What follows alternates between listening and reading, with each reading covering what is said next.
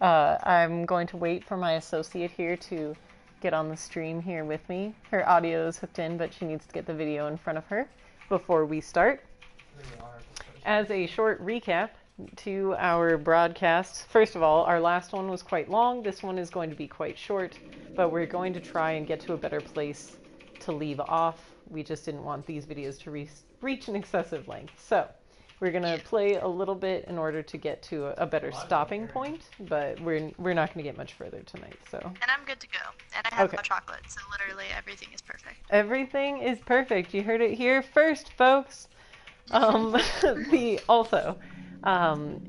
Before we get any further into this, heavy spoiler warning. We're going to spoil the entire game from this moment on. So, like, we didn't hold back in the first video. We've already said all of the spoilers. If you watch this, there's going to be nothing in Until Dawn that surprises you down to the very end. Even though we're not getting to the end tonight, we are going to talk about the end. So don't watch this if you haven't played it. If you don't intend to spoil it for yourself, don't watch this.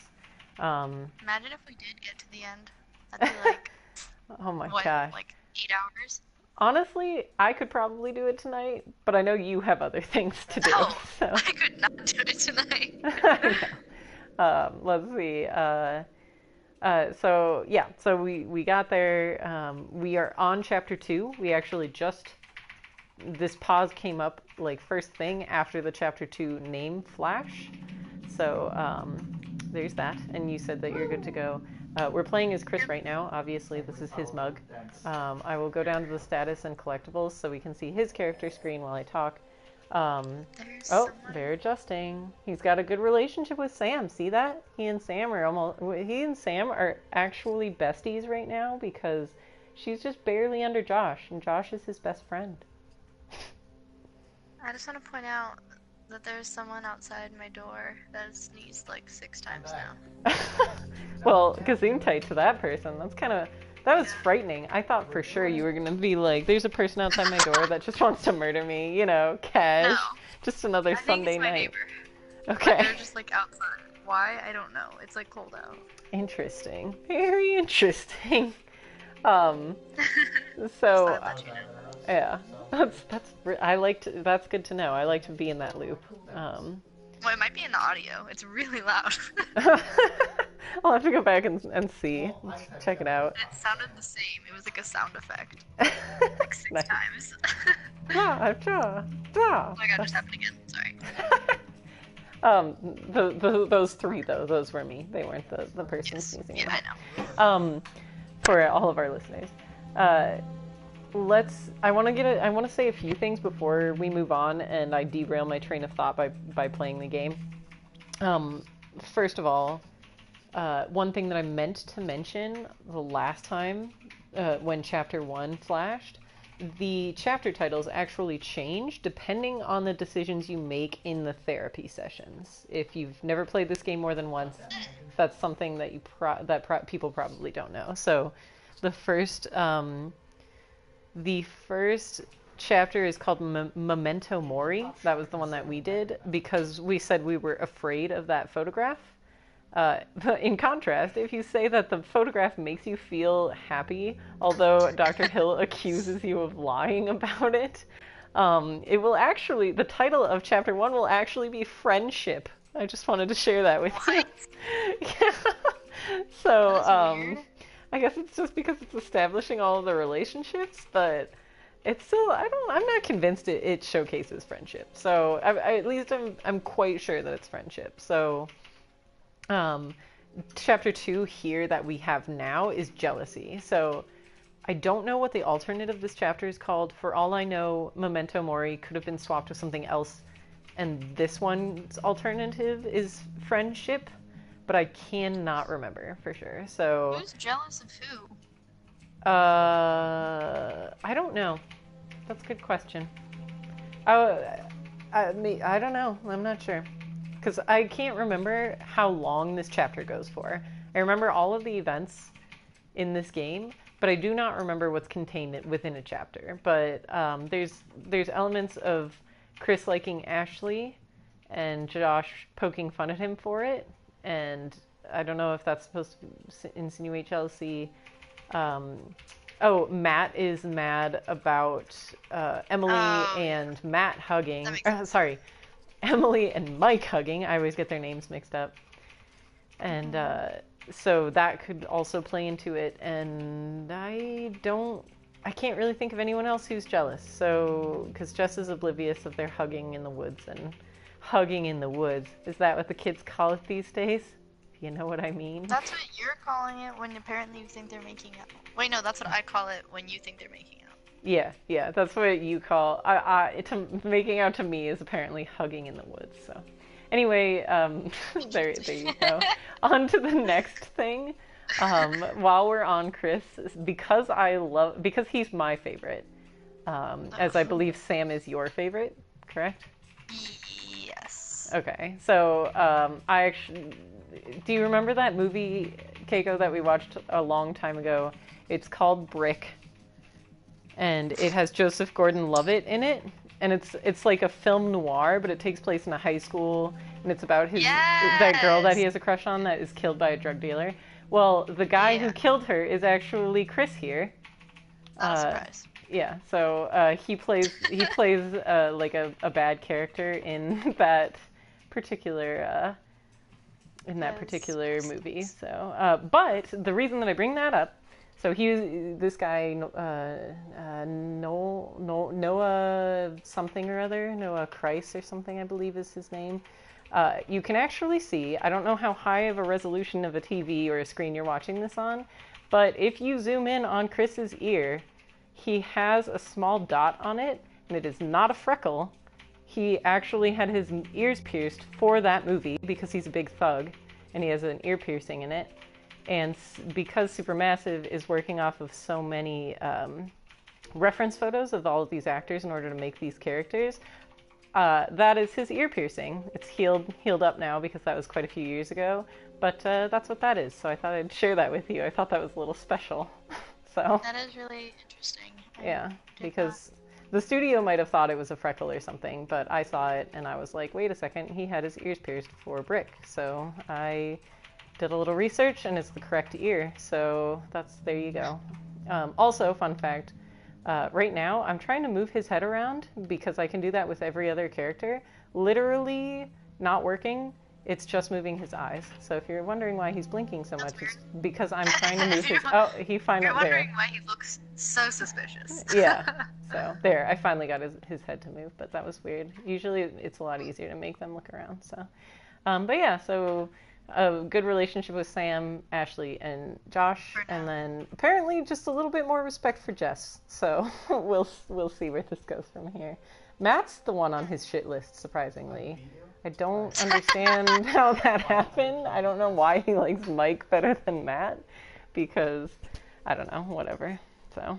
Is he really curious? If he was curious, he'd be like, Ashley, do you like me? Yeah, I guess that's true. But he's not. See his brave meter? See where it's at? His brave meter is pretty low. So that would be a brave curious, I think. He's also down on the Maybe. romantic level, which is too bad. I think that's probably why he's been struggling so much. So. Yeah, he is neither brave Nor romantic, no. But he's funny, charitable, honest, and curious. So I guess friend-wise, he's in, but romantic lead-wise, he's kind of out. So, also, Is he charitable if he shoots squirrels? I don't know. no, I'm pretty sure his charitable goes down if you shoot squirrels. So, also, no matter what I do in this game, I've never been able to make him more romantic or brave. I'm pretty sure those are the two These that are just fixed mercilessly traits. go we'll Yeah. So, we'll keep checking in on the character traits for particularly Chris, Mike, Uh-huh. and we'll check in on Jess too. But mostly Chris and Mike, I think, are the most interesting ones to look at. We will try and frequently check what makes those goes up and down because I've always noticed I like try and do brave stuff when I'm Chris and it just goes down and I'm like, well, I guess that I can't make that happen. Chris is not meant to be. Chris isn't meant to be This is hero. such a good like prime example though of like Yeah. we are always in like complete agreement or disagreement about male characters. It's true, yes. It Like is. he's a prime example of us completely disagreeing. Yeah, But yeah. like other times there's no in between. It seems like there isn't ever an in between where we're like, well, sort of like we sort of see this like good qualities in this person, whatever. It's always like I hate him, and you're like I love him. Yeah. Or we're like we love him. Yeah, or we hate him. It's true. Yeah. We either very heartily agree, very heartily disagree, or we are on the complete opposite ends of the spectrum. We are rarely ever just kind of like apathetic to whatever the other person is thinking. So, yeah, but you're right. I didn't expect that I didn't honestly expect that from you though, because I love Chris so wholeheartedly. I feel like he's the only reasonable character in this game. What about, okay, you tell me, what about Chris do you think would appeal to me? Well, probably not. Well, also it depends on how you played him the first time. So you snooped in his phone. I know that for a fact because I know you. And so he immediately comes off the bat I snooped rude. in his phone because I thought that he wouldn't notice. Okay, Right. it's But not like I'm an antisocial person. But your introduction to him is immediately colored by that. He's immediately an asshole if you snoop in his phone. Maybe he shouldn't react like that. But he should be a little bit more understanding. That is true. The game is very unforgiving as far as Chris and Ashley are concerned. You make one bad decision as one of them, and it really changes them. My boyfriend Nick here has experienced crossing Ashley. We gave you the chance. Spoiler alert. Later in this game, one of the very easy ways to kill Chris is to try and save him, because Ashley offers her life in order to save Chris. If you are Chris and take her up on that offer, she will kill you. Yeah, she's a lying bitch, and she will murder you. Like we've had endless discussions about Wait, how is she this. lying? She's allowed to be pissed, I think. Oh, she's allowed to be pissed, except that she offers to give her life for you, and if you take her up on it, then she kills you. So. True. That makes sense. Yeah. So that's where my bitterness towards Ashley comes from. But I've also I was able to successfully not have that happen. So like I also know that Ashley can be okay. But again, several wrong choices with these characters and they turn to shit in your hands. So, but I think that the reason that you were set off on a bad foot with Chris is probably because he comes in as an asshole if you make that first decision a bad one. So, but other than that, like following that, there's really nothing that I like about him at all. I get that. Nothing that appeals to. I think the only thing that I could think of that would appeal to you about him is the scene coming up. Actually, let's unpause this, okay? And then I will tell you what I think. So we'll go back again. So we'll let this play out. We've got Josh, who, as Keiko pointed out, is complex, thoughtful, and loving. Just so good. Hannah and Beth's brother. Those are the two dead girls from part 1. So, yeah, he's a psycho, but again, we're gonna throw suspicion off of him with a very clever red herring. I take my hat off to the people who wrote the story for this because it's very convincing. But anyway, so we're gonna go forward here. So this is the part where you can kind of feel Chris out as a character. Even if you've been a jerk to Sam, it's a little more irredeemable if you've shot the squirrel, but if you've been a jerk to both of the girls, then this is your chance to kind of shine. So, we're gonna go into the cabin and start interacting with more people. Get up here, okay? Yeah. Let's see. Everybody here looks like they're ready to party, if I'm not mistaken. So, Oh my god. so, Josh's outfit is the most egregious in regard to the inappropriateness for the weather. It's not great. It's not great. So. Yo. We get things moving up I here get to or make what? all of Chris's decisions, so. I'm going to worry because I'm going to be a sensitive person. I'm not going to gossip about Matt and Emily. You doing alright? He's already on bad terms with Matt, so. Stop. I just meant that. No, I know what you meant. I just want to seriously, preface I'm this over by it. saying I just nothing you want have us to Chris have do a good will time, ever make you me know? love him. Like That's we fine. always That's do. okay. I can accept that. I can accept that. And so can he. He nods his head. But yeah. Maybe there's So, another way in. but There are a million ways in, and it's all locked. I'm gonna wait There's until gotta be, we like, a get to window the around the actual corner we can discussion get, like, in order for. get open or something. Actually, you know Wait what? a I'll second. talk about Are it you now saying we should because break then you in? can listen to the actual I discussion. don't think it's technically So, breaking in if you own in the a second, place, right? he's gonna suggest that we find another way into the cabin because the lock is frozen, which is honestly just a ploy by Josh to get Chris alone in the cabin and scared, like start setting stuff up. I didn't realize it until I had a discussion with someone. Also, what does coaches mean? Oh, coaches? It's an Indian term for leader. I had to look it up though, but I don't know how the hell they would have settled on that. Just as a note, I don't know where that nickname came from. It's not his last name because they actually added bonus fact. They actually released the names of all of the last names of all of the characters. So in this game, you only know that Josh's last name is Washington, along with his two sisters. You know that Mike's last name is Monroe, and I think that's it. Those were the only two characters that had last names. But they released it in the Until Dawn Rush of Blood VR game. You can see all of the characters' scores on the Carnival game, and it's their names and their last names listed on it. So Chris's actual last name is Hartley is his last name. So Cochise is not his last name. That's what I assumed the first time I saw him. But I thought it was just a weird slang word that they tried to throw in there. Cold. I agree. It's kind of like out by this place.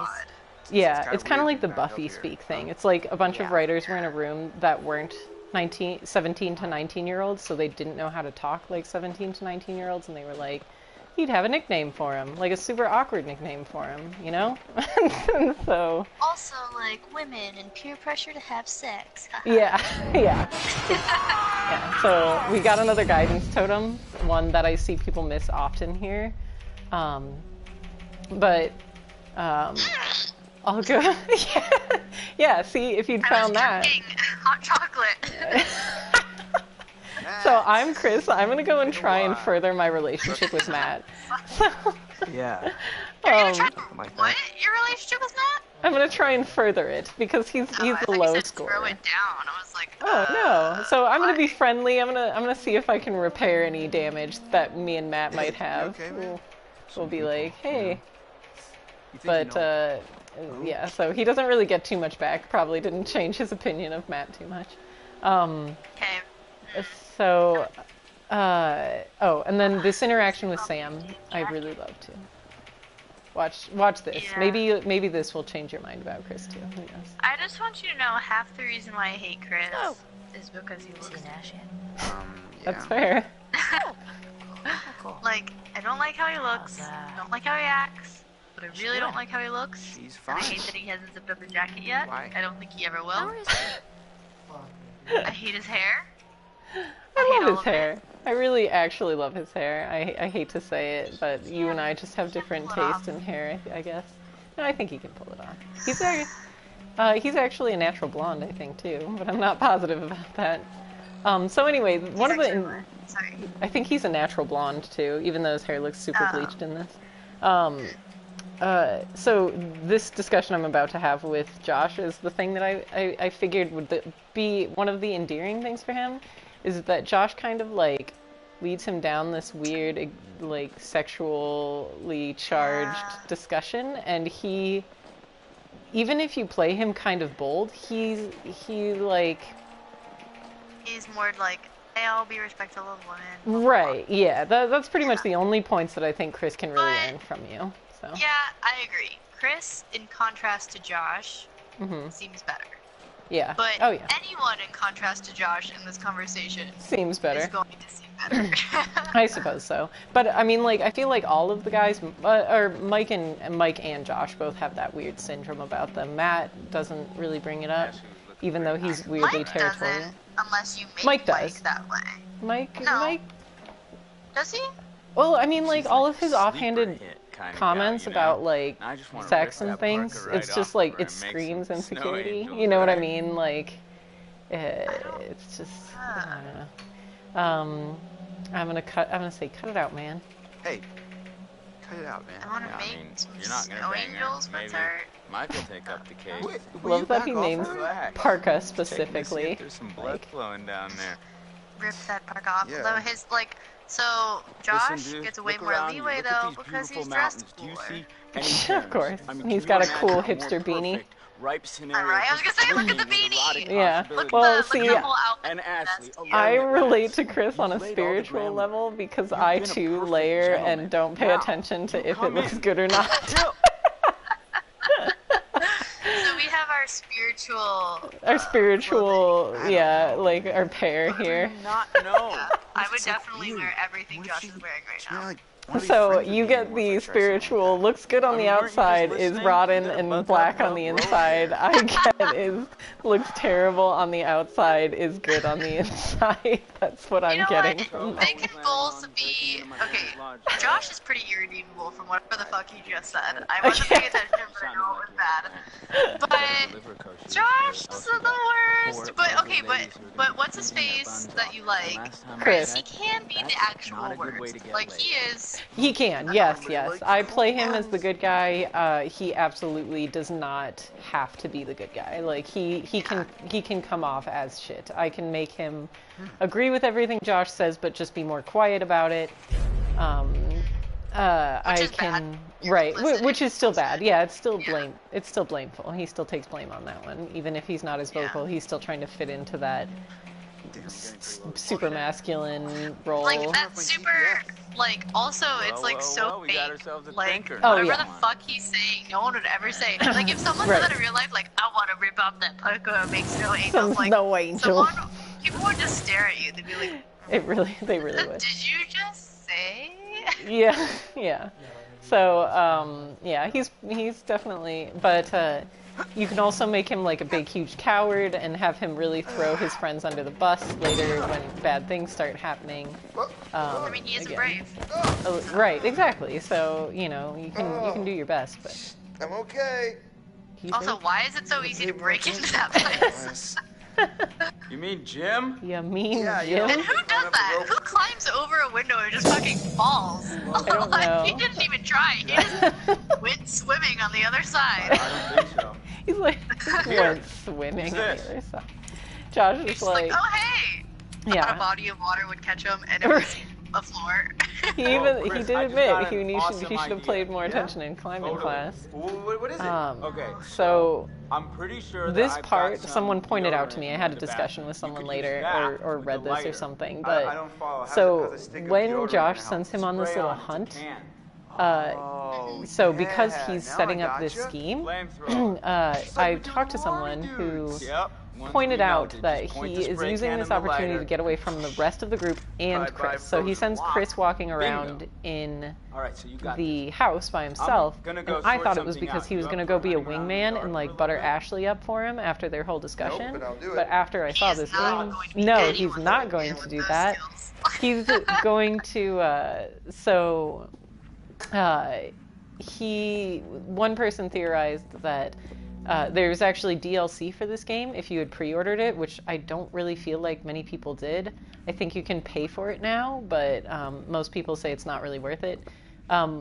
You'll get into the cabin, and Emily will complain that her bag is missing. And this person theorized that Josh went and stole Emily's bag so that it would separate Emily and Matt from the rest of the group later in the night. So I thought that was pretty interesting. It also would have been a time for him to go back and screw with the ski lodge controls and like destroy the ski lodge area. So because we know he's behind all of this now, this area or this point makes a little bit more sense because it's like Josh was supposed to come with me. Suddenly he's not going to come with me, blah, blah, blah. And here we've got the newspaper with the janitor convicted for arson, who just happens to be Victor Milgram, who is fake. So, but yeah, so I thought that was interesting. I didn't catch that the first 80,000 times. I just chalked up the fact that Josh was a lazy ass and the game wanted me alone because it wanted to scare me more, and with another person it wouldn't have been as scary, so thought that was... Also, I never really thought about this, but, like, the Washingtons must be, like, billionaires. Oh, yeah, for sure. They did say multi-millionaires at the beginning of this, so, Okay. yeah. But, I know, right? Also, these pictures, man, like, seriously, you can, like, barely tell, but this is, like, one of the photographs from frickin' Life is Strange with, like, a deranged girl sitting in a corner, like, almost all naked. Like, come on. I just think that's the creepiest crap, you know? So, Yeah, who liked that? right? Yeah. Also, I've still never found all the collectibles. I'm gonna try and be thorough and through here, but we'll see. Ooh, lighter. Okay, so. American family. Half-dead American family, but an American family nonetheless. Huh? Huh? The hell was that? Oh, also, just as a fun fact, Memento Mori, the name of the first chapter, is art speak for a reminder of death. So in classical paintings, they would always put like a skull in there, and it was supposedly to remind people that eventually you're gonna die someday. Die? Yeah, and so that's where the term came from. To remind people of their ultimate doom. You're right, exactly. It was like, you may think you're a good person, but when you die, you're gonna burn in hell probably, and then so it basically just reminded you to do good Hi, stuff. Chris. Very funny.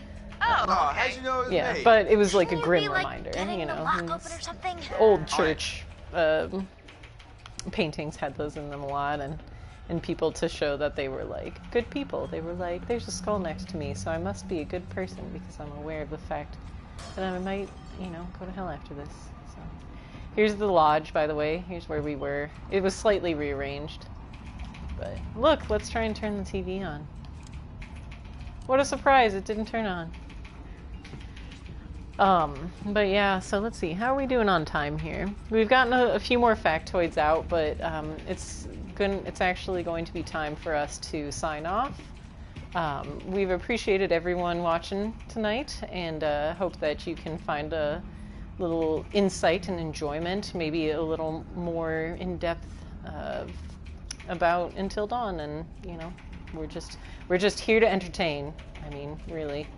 We'll talk about the digital side of things, we'll talk about the inside jokes, we'll talk about the outside jokes, but tonight we're going to have to throw in the towel. If you haven't seen the first episode, please go back and watch it if you're feeling cheated out of the fact that we are just now signing off. But thank you for joining me, Keiko, and we will do this again soon. We'll talk, and I'll try and put in the show notes when the next one might come out. And did you have anything else you wanted to say before we sign off, Keiko? No, Jenna is just a very good host. Oh, well, thank you. I do try. So we'll get back on this. Hopefully we can finish this, if not this week, maybe over next weekend. So who knows? We'll check both of our schedules. And again, I'll post in the show notes or on my Facebook page when we might be finishing this up. So thanks again for anyone who tuned in. And we will be back soon.